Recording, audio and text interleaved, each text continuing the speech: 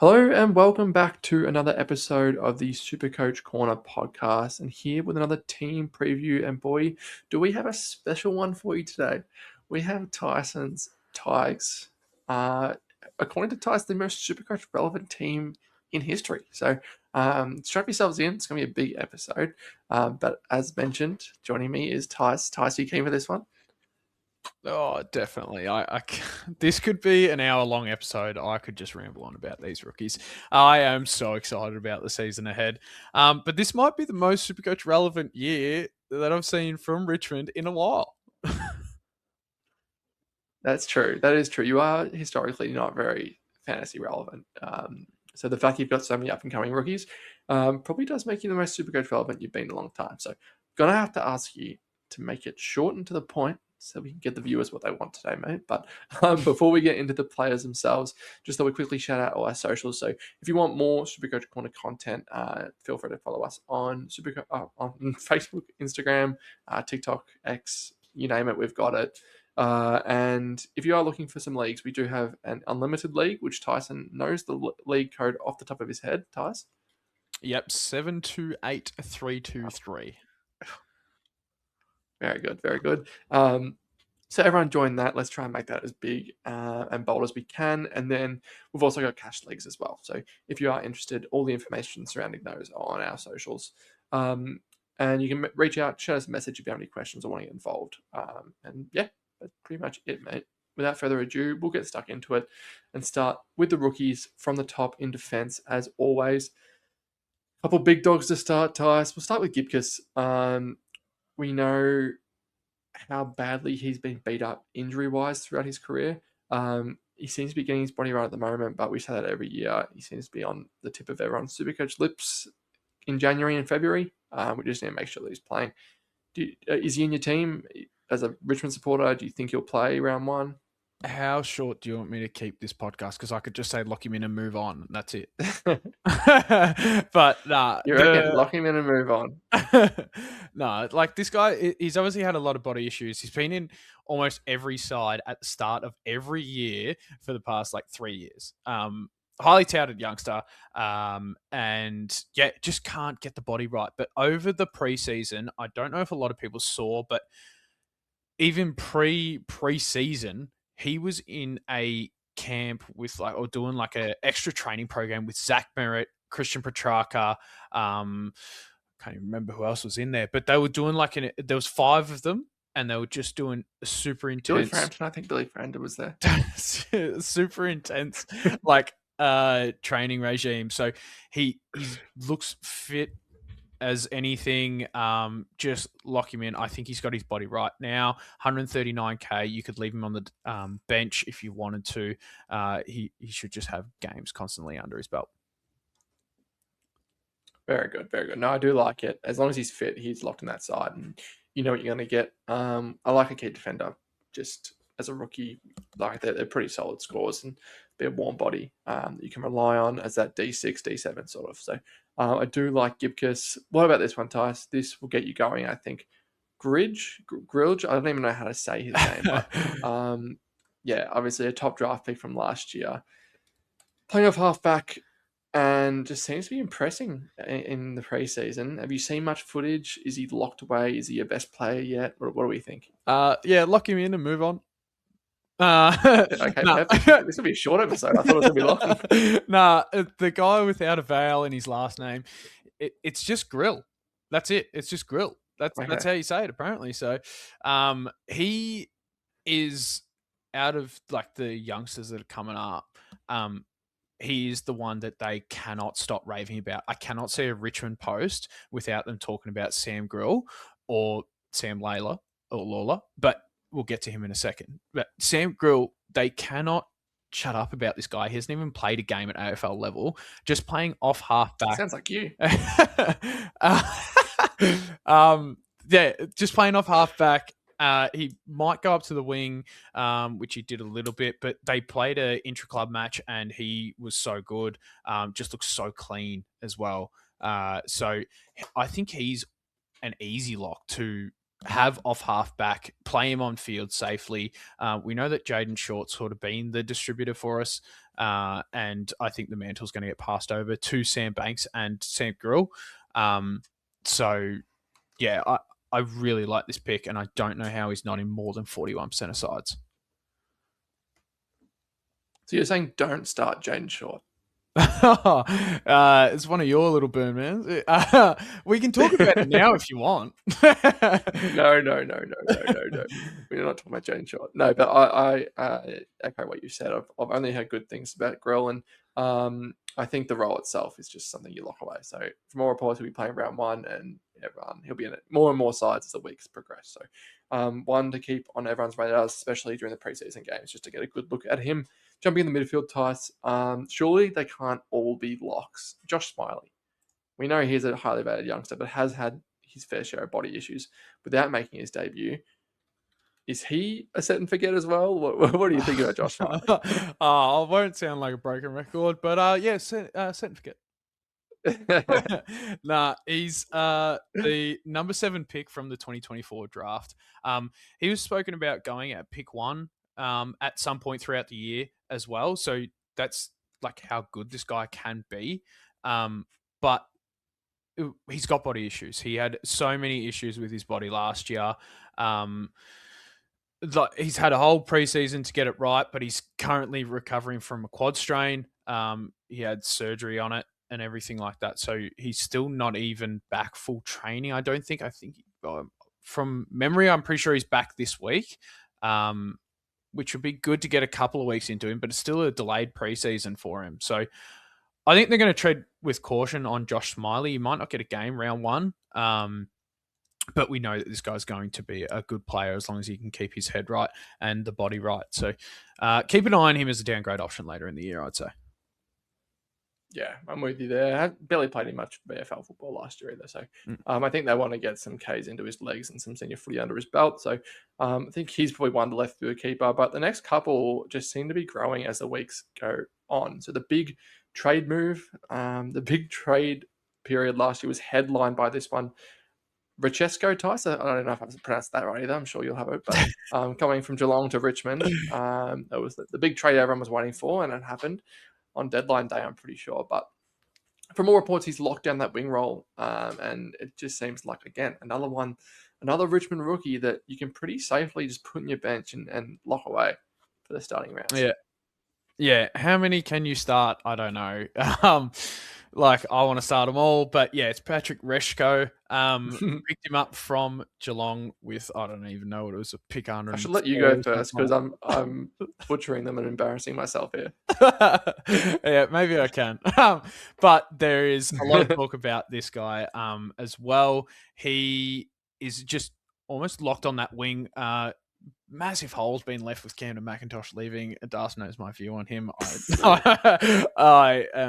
Yeah, okay. Well, big shoes to fill. Yeah. Apparently all I've heard is Rechko is dominating all the time trials. He has won every time trial that you can think of, whether it's 2K, long distance, I don't know, agility or something like that. He's just blitzing them all sprints. He's locked on that wing, just running all day. I don't know if any other wingman will keep up with him, but yeah, it's probably a safe one that you can have on the bench that will get games. He'll be a slow burn because the wing's not a great role, especially in not a good side, but he's going to get games at this point. So yeah, like we can speculate that now, but just see how he goes. Yeah, he's building a very strong case for that round 1 spot. Yeah, for sure. One that you can pretty confident in heading into round 1. The other one is Coming Tice. I heard Adam Uze speaking really highly about this guy. So it sounds like he's well and truly on Richmond's radar as well to get an early debut, which is just another rookie that we can pick up.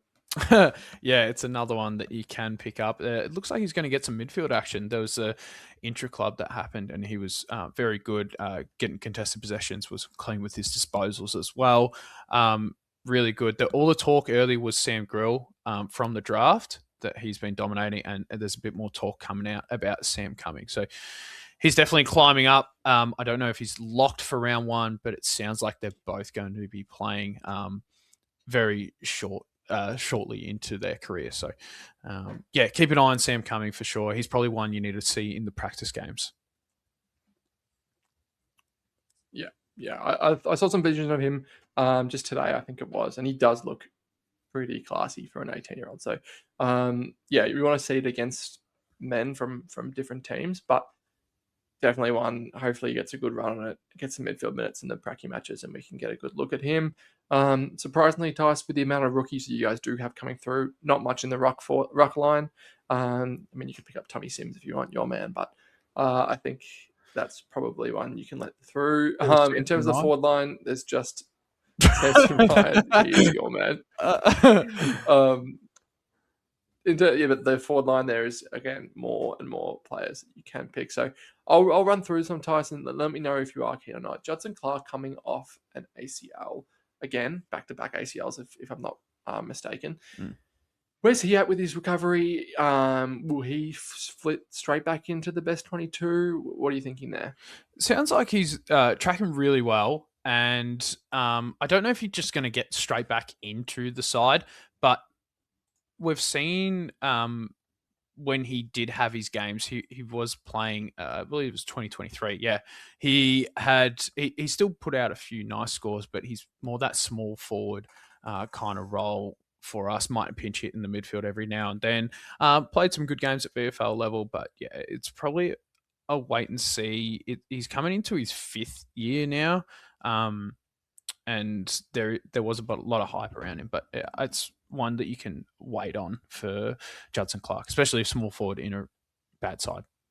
So that's a little easy miss there. I agree there. What about key forwards in a bad side, Tice? Any interest in Lafau coming off an ACL as well, or Harry Armstrong in his 2nd year? Not as hot on Harry Armstrong, although looks like he's training pretty well. He's at the 170k range, so it's probably an easy miss on Harry Armstrong for now. Lafau, however, looked very good when he was at when he got his go at AFL level. He's at 147k, one I'm a little bit hotter on, but yeah, like you said, it's a key position player in a not so great side. In his 1st year, he put out a few nice scores. He even dropped a triple figure score, 108 but it was against West Coast. And the rest have just been 50. So it's probably an easy miss on both of those. Very good. Yeah, I'm probably in the same boat there. There's a lot of value up forward this year. What about Alga, Tice? Jasper Alga, 119k forward. I've heard a few things coming out of the Richmond camp. Where's he looking? Will you get a berth in that round 1 side? What do you think there? Yeah, he's one that's really fighting for that round 1 spot and looking good for it. He played a few games last year, played 4 with a few of them sub-affected, which is why he's still priced at 120k. But yeah, looked good in one of the games. Even against Adelaide, he dropped to 62. So he definitely didn't do anything wrong, and it sounds like he's definitely putting a good case forward. But another one of those just forwards that you're not really going to pick up at this point. But there is a lot of hype coming out of Richmond, and it's getting louder every day around Jasper Olga. As the days go on. Yeah, and the last one to round out the forward rookies and the rookies in general. I'll probably butcher this one as well, but Zane Puka. Zane Piker. Jeez, I haven't got one right. I think that's 0 from 4. Yeah, it definitely is. This was our guy.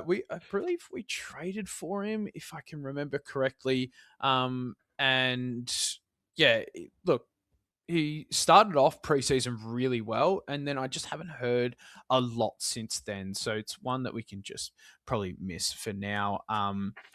Look, he could get a surprise early debut. I'm hoping it's not for maybe a few rounds, and he's then a good downgrade option, being mid forward at 113k. So he looks the goods though. He looks the goods.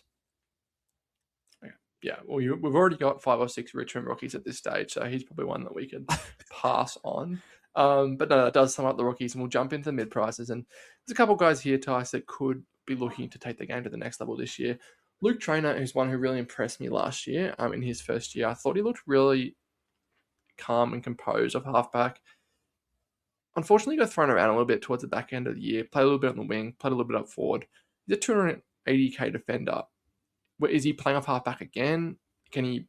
That's the only role that I'd be interested in him at, or like, where's he looking at? Yeah, I'm the same as you in terms of I want to see him down at halfback because he was so good, and then we threw him around a fair bit towards the back end of the year when the season was pretty much done for us. So I think we were just trialing some stuff. And but the season was done around 6, mate. The only reason why we're talking about Luke Traynor is the fact that he is at 285k. He only needs to get average of 75 to then get to 400k. That's 120k off his price. So he's got a few built-in low scores because he's been subbed and thrown forward where he can't score as well. But you saw in the games that he played in 2025 that he dropped 80s and 90s right at the start of his career at the very start of the season. So he definitely can do it. It's probably too much of a hit and miss at the moment, especially going only into his second year. So it might be an easier pass than it is to select. But if we see a lot more coming out of Richmond camp and he's then touted as the intercept defender for us, maybe it's an option because we know intercept defenders can score very well in SuperCoach. But for now, it's a pass on Luke Traynor. Yeah, no, that's fair. I'm in the same boat there. You'd have to see a lot to be bringing him into your side. Kane McAuliffe came into the side late last year and looked good when he got that midfield role. Is he keeping that role? Will he get pushed out by some of those rookies who are looking good this season? What do you think there? Yeah, he's probably just going to get pushed out by the rookies, really. Look, he's not that old. He's only been on the list for 2 years. So, he's definitely one of the younger guys. He's put on some size too. And like you said, he came into the season about midway through last year, dropped a 96, 97, 74, and a 91 before our bye, and then was left outside due to injury for the rest of the year. Couldn't find his way back in. So I like McAuliffe. I think he's going to be a good player, but it's at 350k, you're probably not buying it because we're going to be throwing Cumming, LALOR, Hot, and all of those kind of players through the midfield. So it's probably an easy miss on McAuliffe. Yeah, no, I couldn't agree more. But there's a couple guys who you've just mentioned who I would be more than keen on, and someone that I'm so excited for as a neutral supporter, and someone I'm looking forward to watching in the preseason and seeing if he can sort of explode. Sam Lawler-Tice, I know you could speak for hours about this guy, and could it be a breakout year for him? He showed signs last year, played a lot as a deep forward or that high half forward, but from all reports, training as a midfielder, forecast as a midfielder, is this the year that he gets midfield minutes and breaks out? Yeah, he's getting midfield minutes, that's for sure. It was just annoying that he couldn't get the body right last year. He played the first 10 rounds before he copped some injuries. Only got cited twice from then on and was playing a lot forward. He even showed his talent in the Premier, like a game against the Premiers, where he dropped 112 in just round 4. So this guy is a freak. You can see why we picked him up as pick 1. He is all playing through the midfield in all match sims, like, rest forward. That's all that, we see. He's got the strength. He's just throwing guys to the ground, like just fend-offs and everything, living up to that number 4, which I know that Dust's going to get a little grin there. I knew that was coming. He's just so good to watch. The only other thing I want to add is 298k as a forward.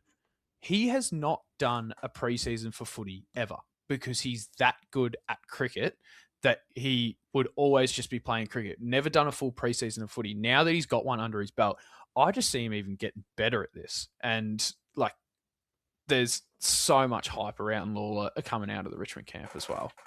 It's finding it so hard to not put him in my side. I'm trying not to look at it with Richmond bias, but I think I have to.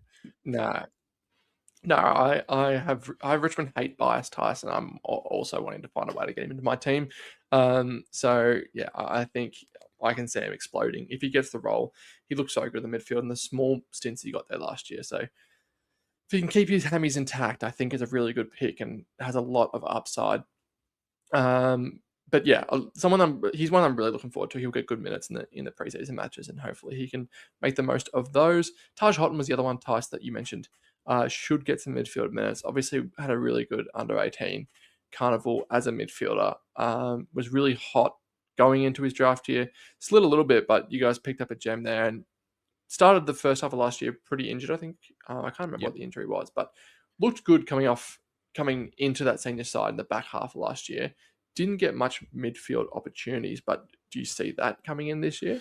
Yeah, well, on his draft year, he was meant to go top 5, but then tore an ACL. So no one wanted to run the risk of picking him. And Richmond, obviously, being down the lower end and having $1 million in the first round in that draft pool, we could afford to take the risk and pick him up. And yeah, it clearly showed. He debuted at the back end of last year, around 18, because he's obviously coming back from that ACL. At the moment, coming out of the Richmond camp, he's playing a bit of midfield and playing half forward. So more that Shai Bolton role.